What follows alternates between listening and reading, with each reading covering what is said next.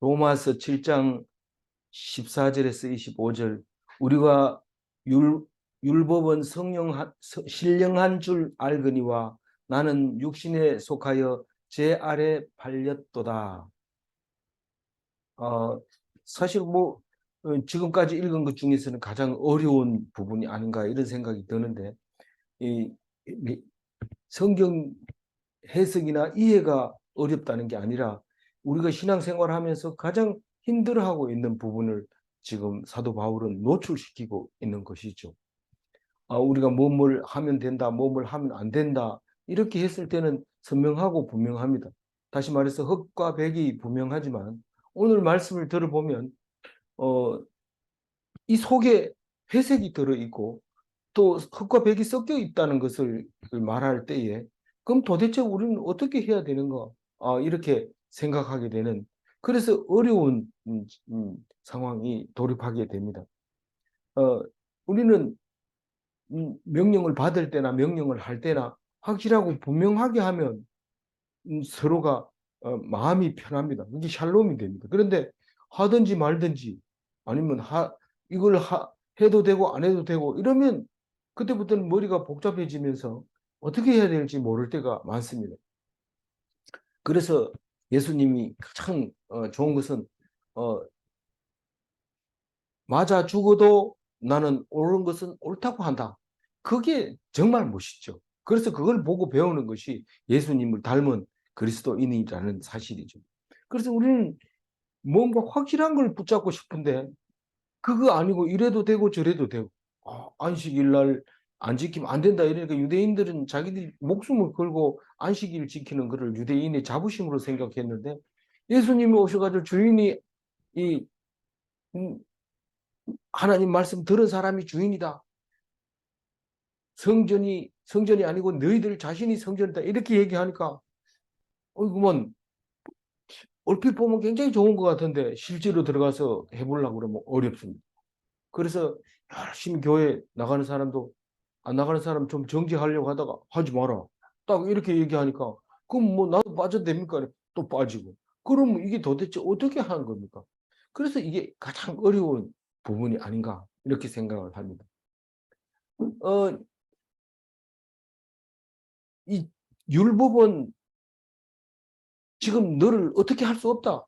율법이 뭐 사람 죽인다 하더라도 너는 어떻게 할 수 없다. 왜냐하면 예수님이 그 율법을 완성시켰기 때문에 너는 뭐 율법에 대해서 반응할 필요가 없다. 이렇게 앞에서 얘기했잖아요. 그럼 율법 왜 필요하다고요? 죄를 알아야 된다. 알고 나니까 내가 죄인이라는 것을 알게 되죠. 알게 되는 게 뭡니까? 정죄. 율법이 나를 깨닫게 하고 나를 정죄합니다. 너는 요 항목에서 걸렸어. 그렇게 딱 얘기를 지적해 줍니다. 그러면 그 율법이 합니까? 안 합니까? 그러니까 당연히 필요하지. 율법이 없어서는 안 되지. 그러니까 구약 성경을 꼭 읽어야 되지. 이런 말이나 마찬가지죠. 율법 전문을 읽는다는 것은. 근데 오늘 14절에 이렇게 얘기합니다. 우리가 율법은 신령한 줄 알거니와 어제 묵상 안 하는 사람은 법이 신령하다고 사람을 죄에 빠뜨리는 그 율법이 신령하다고 이렇게 했지만 어제 묵상 속에 다 나와 있어요. 12절에 그러니까 오늘 14절 읽고 있지만 어제 묵상엔 12절에 율법은 어떡하다? 거룩하다. 음, 율법도 율례도 이런 게 다 과거에 지켜오던 것들 다 거룩하다 이렇게 얘기하면서 또 의롭다고 얘기합니다. 그리고 선하다 이렇게 얘기합니다. 그리고 오늘 와가지고 신령하다 이렇게 얘기를 하는데 단어를 조금씩 다르게 하면서 우리를 점점 헷갈리게 하고 분명하지 흑백을 구분하는데 헷갈릴 때가 있어요. 뒤에 보면 행하는 것을 내가 알지 못하노라 이러면 이게 뭘로 행하는 걸 알지 못하는지 그거를 분명하게 안 해주니까 이게 보면 어려워져 버리고 아니 됐다고 막 그거 그냥 우리 착하게 살면 되지 뭐 그 복잡하게 생각하냐 이렇게 돼버리는 거죠. 이 율법은 신령하다는 말이 거룩하고 의롭고 선하다 이런 말을 하고 있는 거죠. 이 율법이 왜 그 13절에 그렇게 얘기하죠. 그러면 율법이 어떤 역할을 하느냐 13절에는 죄를 드러내고 죄를 정죄한다. 그래서 우리에게 꼭 필요하다.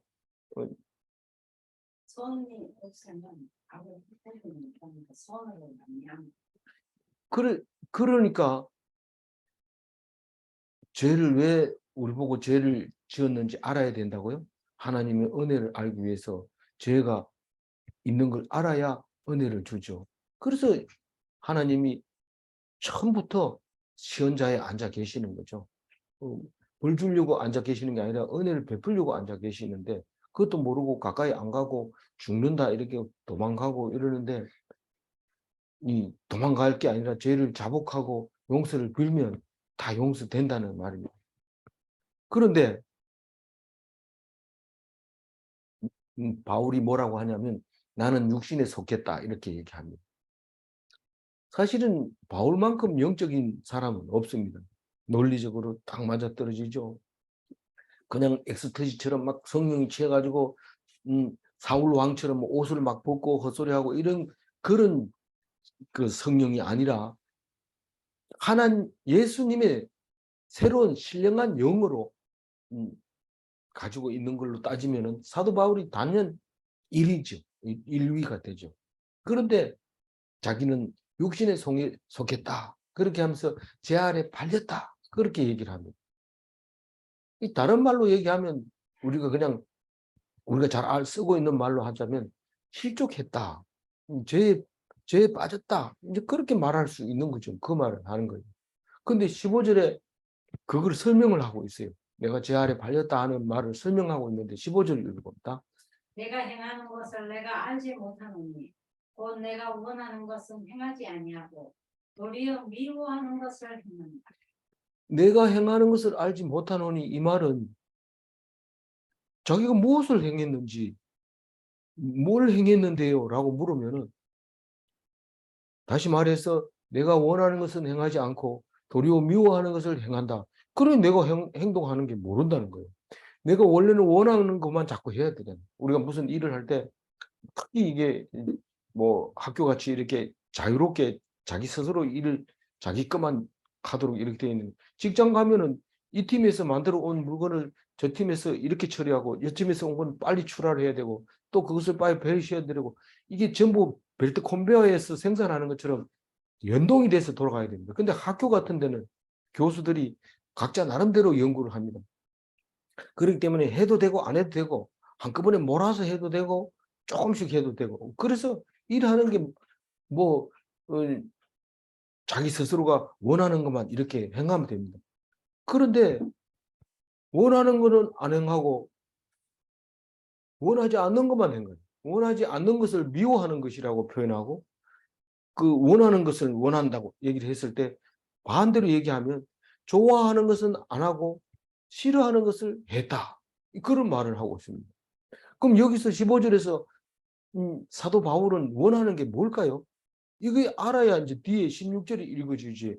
15절을 그냥 이게 어려운데 뒤에 거 읽어보면 앞에 거 안 나오겠나? 물론 그런 경우도 있지만은 뭐 뒤에 걸 어차피 자세히 읽으려면 앞에 거를 자세히 읽고 넘어가면 되죠. 그래서 나는 육신에 속하여 죄에 팔렸도다 이래놓고 두 번째로는 내 행위를 알지 못한다. 뭘 모르느냐 하면 내가 원하는 것을 행하지 않고 다시 말해서 은혜의 종이 안 되고 순종의 종이 안 되고 의의 종이 안 되고 하나님의 종이 안 되고 하나님의 일을 안 하고 있다. 내가 지금 내가 하는데. 근데 도대체 어떻게 됐는지 내가 미워하는 것을 행하는 다시 말해서 죄의 종이고 불순종의 종이고 세상 욕심에 살고 있는 것을 행하기 때문에 내가 행하는 게 도대체 무엇을 하고 있는지 모른다. 니 도대체 무엇 때문에 그걸 하느냐. 결국은 열심히 했는 게 다 죽음으로 가는 게 아니냐.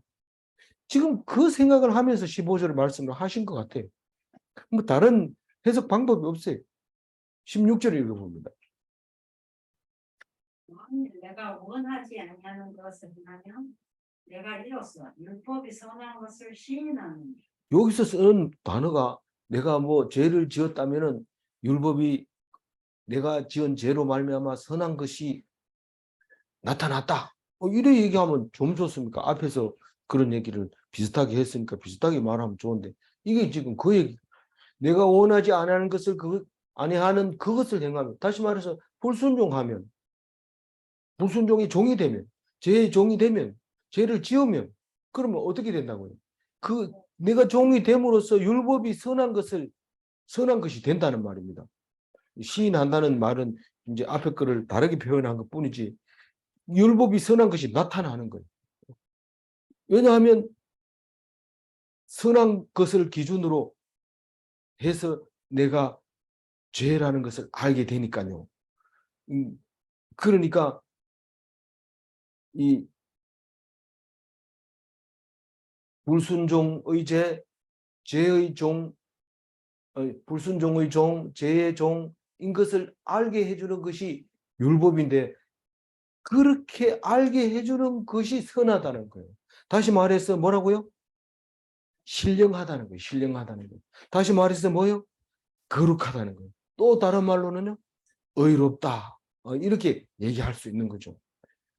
저도 적어가지고 정리해서 말하고 있지만 갑자기 얘기하라면 버벅거리죠. 뭐를 못하죠. 율법이 무슨 신령하냐, 거룩하냐, 의롭냐, 선하냐 이렇게 말할 수 있기가 쉽지 않거든요. 근데 사도 바울 얘기는 똑같은 얘기를 반복하면 시끄럽다 하면서 안 읽고 찢어가지고 내버리니까 다른 말로 해가지고 길게 해가지고 그것을 결국은 생각나게 하는데, 그러니까 그걸 다 주워받아가지고 읽어보려 하면 어렵죠. 어려워요.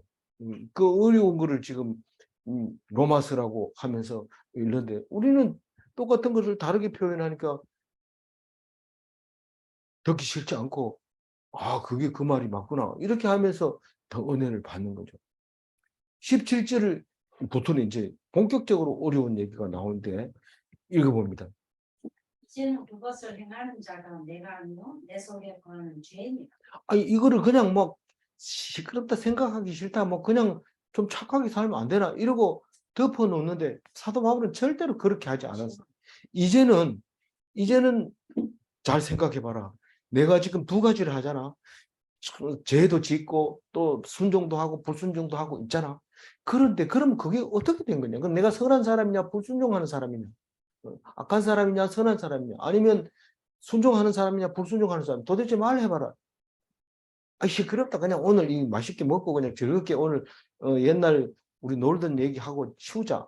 그 복잡하게 왜 그래? 술맛 떨어진다. 이 정신이 바짝 든다. 좀 그런 얘기 하지 마라. 이런데 사도 바울은 이제는 생각해보자. 이제는. 그래서 아니, 목사님이 이제는 하고 축도를 했으면 내일 가면 하지 말아야 되잖아요. 어제 이제는 했으면 오늘 안 해도 되잖아요. 이제는 이 말은 오늘부터 이후의 미래를 말한 거니까 다시는 말 안 해도 되는데, 그 이튿 날 가도 또 이제는 계속 이제는. 그 이제는 말 속에 뭐가 들어있어요? 과거는 다 잊어버리고 이 말이고, 이제는 이러면 돼. 그 뭐 앞으로 미래가 어떻게 될지 어떻게 알아요? 그거는 염려하지 말아요. 지금 오늘 이 믿음이 영원한 미래를 결정한다. 그럼 미래에 가가지고 바뀌게 될 것을 걱정한다는 것은 지금 믿고 있지 않다는 것이니까, 지금 이제만큼은 확실하게 믿으라. 이렇게 할 때 이제는 이렇게 썼는데, 이 사도 바울은 그렇게 복잡한 로마 사람들에게 얼마나 복잡한지 모릅니다. 세금 내야 되지, 또 세금 거둬야 되지, 또 세금도 한두 가지가 아니고 통행세, 무슨 뭐 인두세, 뭐 소득세, 뭐 싹 그렇게 많은 거를 해야 되니까 얼마나 바쁩니까? 그런 사람들한테 이제는 그것을 행하는 자가 내가 아니요 내 속에 있는 그 하는 죄니라. 이 사도 바울은 또 1인칭을 써서 가르쳐 주죠. 1인칭을 안 쓰면 로마 사람들이 사람 보내가지고 우리가 언제 그렇게 했단 말이야 이러고 체포할 수도 있어요. 그러니까 내가 그랬다고 얘기를 해야 돼요. 그 말을 분명하게 하지 않으면 그 붙들려 갑니다. 그래서 그렇게 행하는 게 내가 아니고 내 속에 들어가는 죄니라.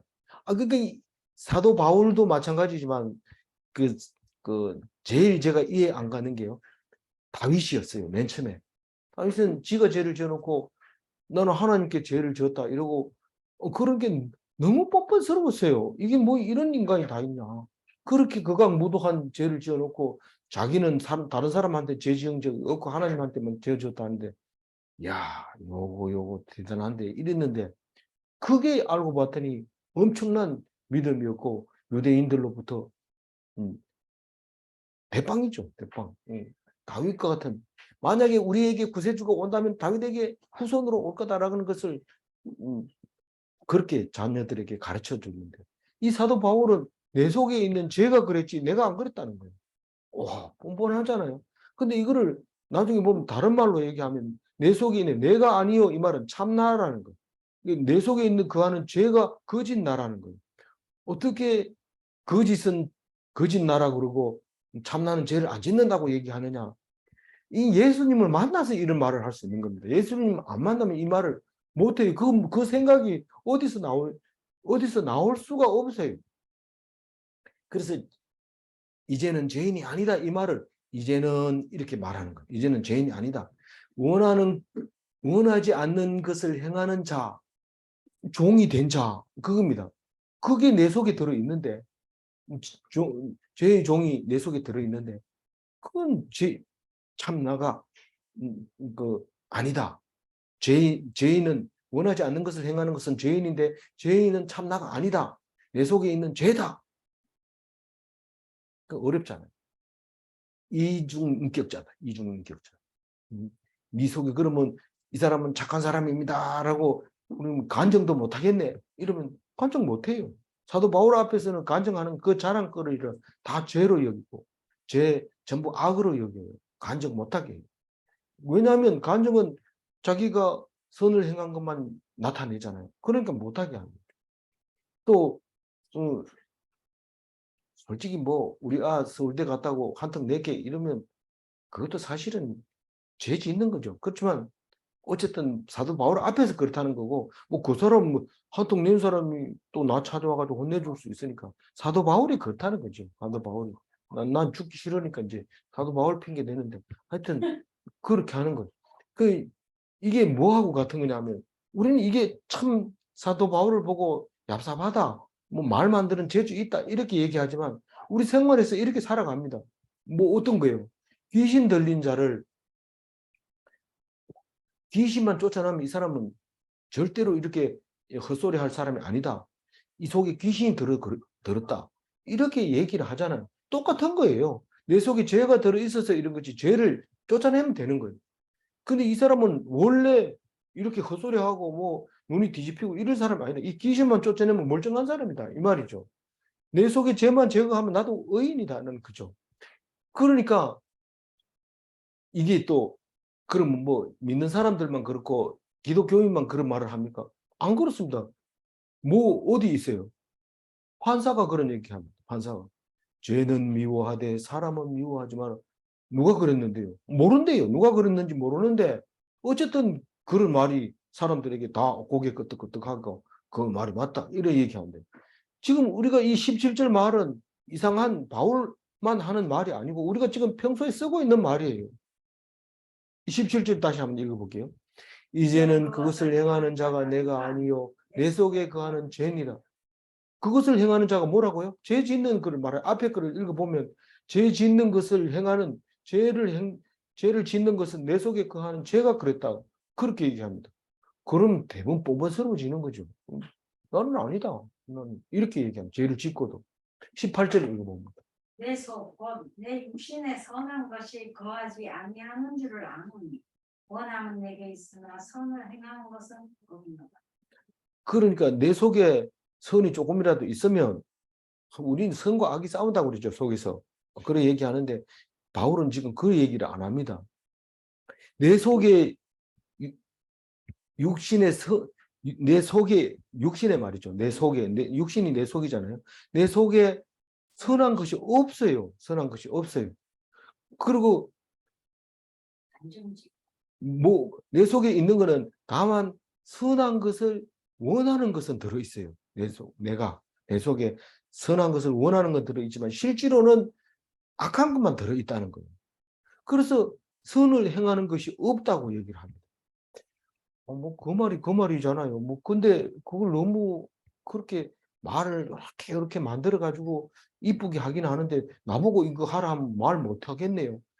하기 힘들어요. 그래서 이렇게 로마서에만 그렇지 사실 만나 보면은 약합니다. 그래서 글을 쓰는 거 보면 강하지만은 사도 바울 만나보면 별거 없어. 우리하고 똑같이만 농담하고 이러는데 똑같은 얘기해.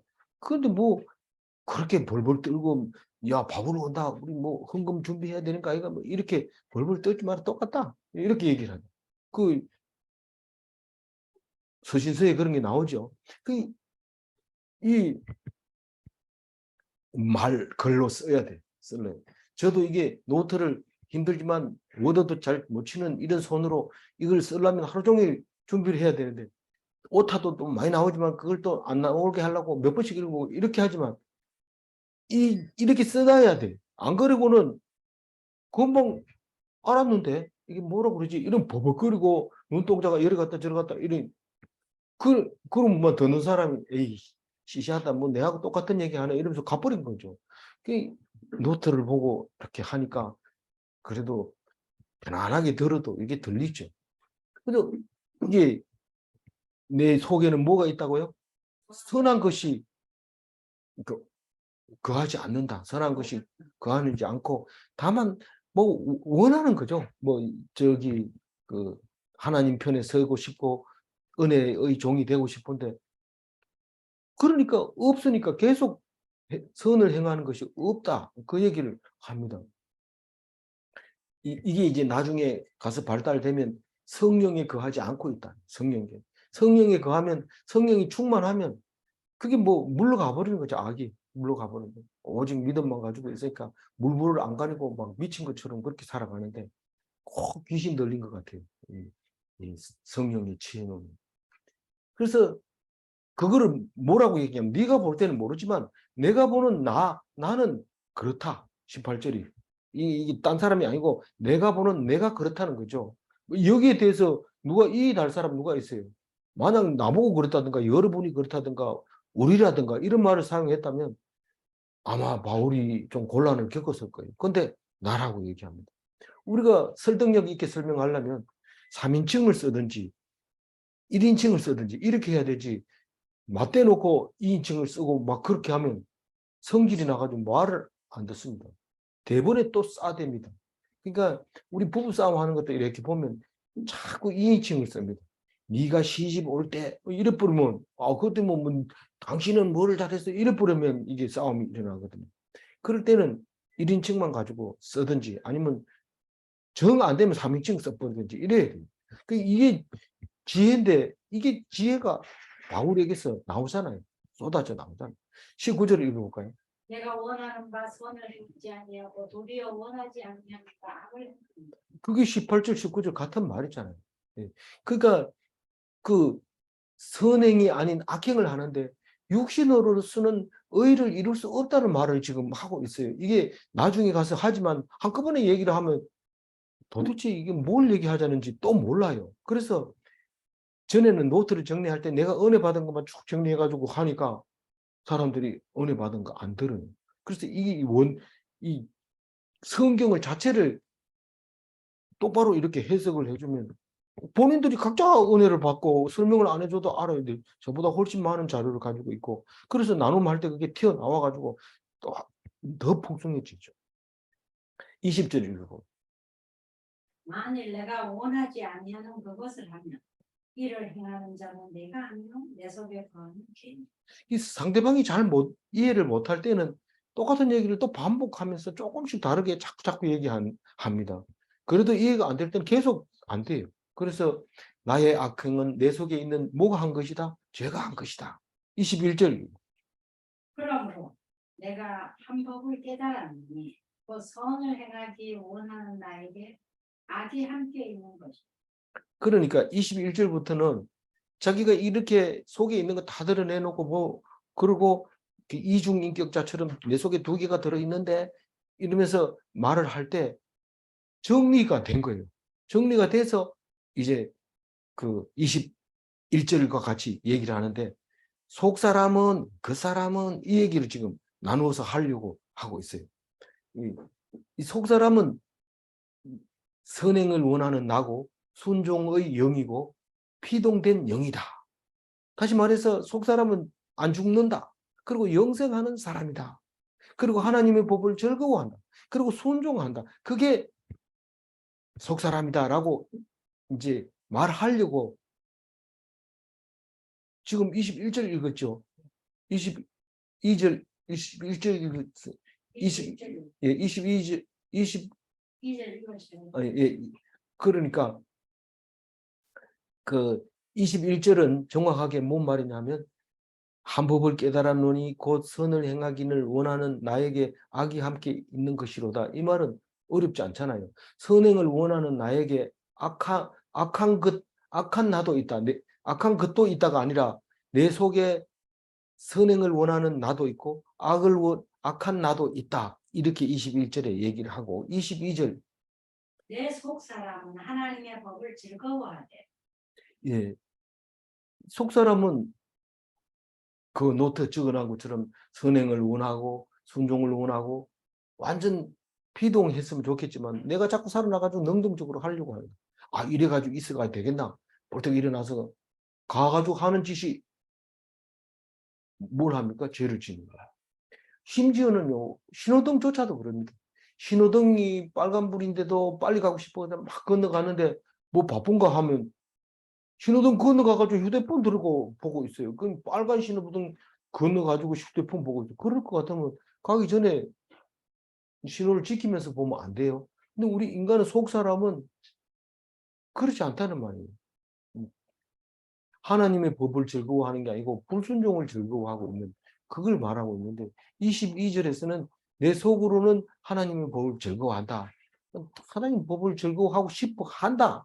그러나 내 실제로는 안 그렇다 이 말. 23절 읽고. 내 지체 속에서 한 방법이 내 마음의 법과 싸워 내 지체 속에 있는 죄의 법으로 나는 싸우려는 것을 무슨 말일까요? 다른 법이 있다. 23절에. 지체의 다른 하나, 인간의 재성을 말하고 있는데, 내 지체 속에 한 다른 법이 뭐라고요?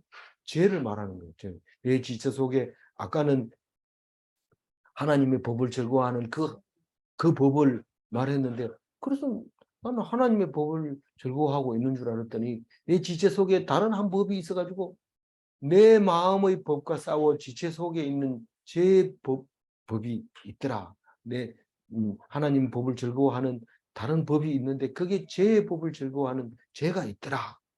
그래서 그 죄가 나를 잡아가지고 나를 이리 끌고 다니고 저리 끌고 다니고 네가 그래도 먹고 살아야 되지 않느냐 막 이러면서 텐트 쳐라 이러면 한 개만 치지 말고 두 개 쳐라 돈 더 받아라 니 이렇게 하고 있다는 그게 죄입니다. 누가 텐트를 쳐요?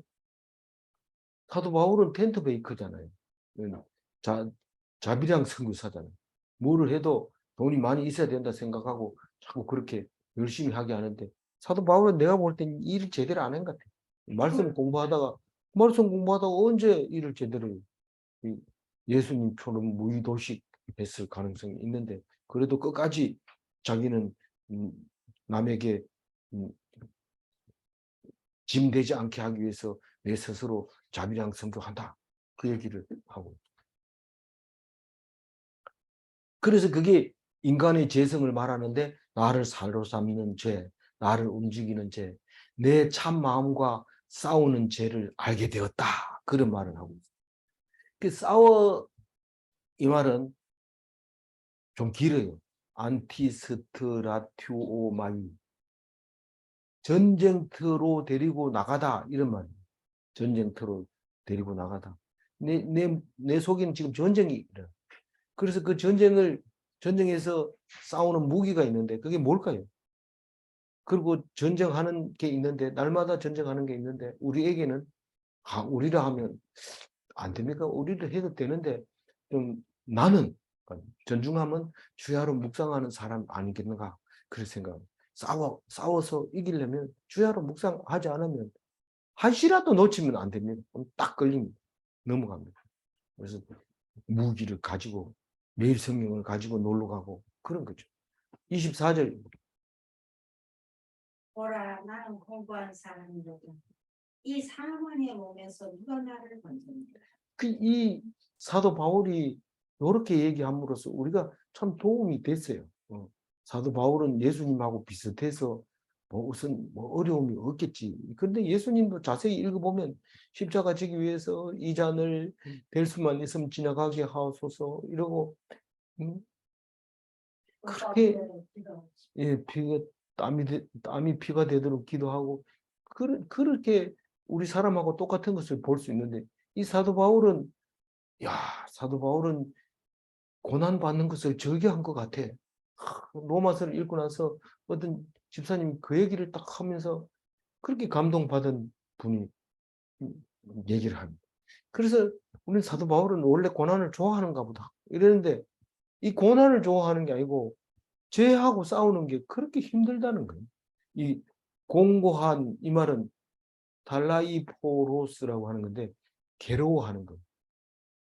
그래서 다른 말로 구세주가 필요한 이런 말입니다. 구세주.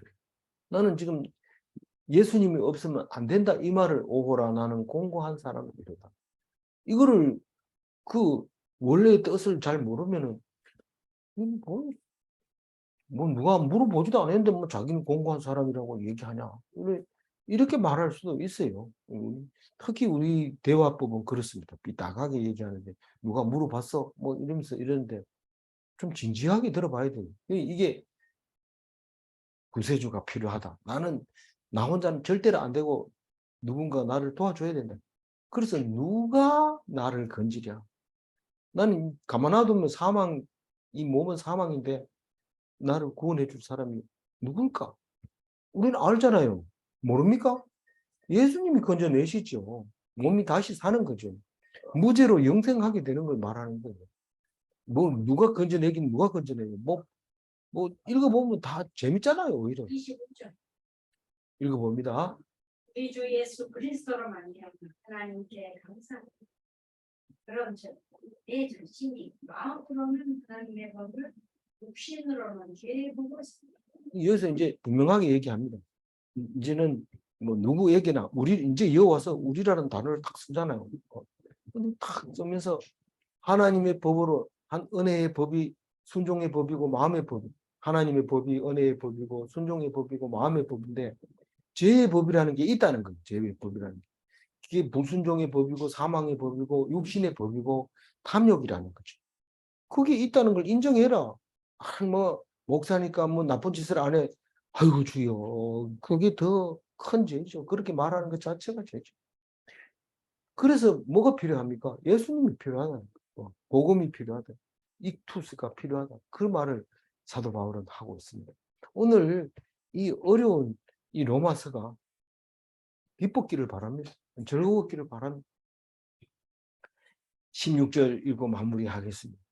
만일 내가 원하지 아니하는 그것을 행하면 내가 이로써 율법이 선한 줄 것을 시인합니다. 그걸 가지고 정리를 하면 이렇습니다. 율법을 모르면 죄도 모른다 이런 말입니다. 율법을 모르면 죄를 모릅니다. 죄를 모르면 뭐 어때? 더 좋지 편하고. 율법은 죄를 알게 하고 죄를 정죄합니다. 그럼 뭐가 좋은데? 하나님이 용서해주고 죄 없는 사람처럼 삽니다. 그런데 율법을 모른다고 해서 죄 없는 게 아닙니다. 율법을 모르면 점점 불안합니다. 뭐 이게 맞는지 틀린지 몰라서 이 눈동자가 벌써 불안합니다. 근데 율법을 알고 죄를 짓는 사람은 불이 튀죠. 건들기만 해봐라 이러면서 막 죄를 짓는데 그게 아니라 이미 너는 죄인이기 때문에 죽었어. 그런데 하나님이 은혜를 입어서 제사함을 받았어. 이러면은 눈동자가 겁을 안 내고 그냥 편안하게 희죽희죽 웃고 때려도 그렇고 욕해도 그렇고 웃는 거죠. 그게 율법이 하는 역할이라는 사실을 우리는 모르고 있을 수도 있어요. 알아야 됩니다. 이 율법을 알아서 정말로 은혜가 은혜 되도록 그렇게 살아야 됩니다. 그냥 뭐 무조건 은혜 찬양만 은혜 찬양 좋죠. 근데 그 율법을 알아야 그게 가사도 율법을 알아야 그게 됩니다. 그러니까 문제 죄를 생각나게 하는 것이 죄를 생각나게 하는 것이 율법은 선한 것인가? 죄를 생각나게 하는 그 율법이 선한 것인가? 이 말입니다. 좀 그자만 넣었어도 되는데 선한 율법이 선한가? 예라고 대답했는데 이 두 번째 질문, 죄를 시인하면 하나님이 용서하시는가? 예, 용서 안 하면요, 하나님이 용서를 할 수가 없죠. 그러면 그 죄가 어떻게 된다고요? 그대로 있는 거예요. 그러면 죽는 거예요. 아무쪼록 죄를 율법에 비춰서 고백하고 하나님께 용서받아서 은혜의 삶을 사는 그리스도인이 다 되시기를 주님의 이름으로 축원드립니다. 기도하겠습니다. 하나님 감사합니다. 사도 바울이 명확하고 명쾌하게 말씀하실 때에 우리는 감추었던 죄성을 드러내게 해주시고 오히려 죄가 나를 이끌어가고 있다는 것을 고백할 때에 사도 바울이 로마서를 쓸 때에는 이미 여러 번 맞아가지고 죽을 뻔했던 경험을 많이 하고 또 많은 사람들에게 지탄을 받고 있을 이때에 이렇게 말씀하실 때에 우리는 의인이라고 말했던 그 사도 바울이 신앙 고백이 내 속에 죄가 작동을 하고 내 마음대로 되지 않는다 말할 때에 하나님, 죄에서 벗어나는 길은 오직 도움이 필요한데 그것은 예수 그리스도밖에 없다는 것을 말씀하시면서 이 말씀 꼭 기억하고 자유하게 하시고 은혜 받게 하시고 영광 돌리게 하여 주옵소서. 감사하고 우리 주 예수 그리스도 이름으로 기도 올리옵나이다. 아멘.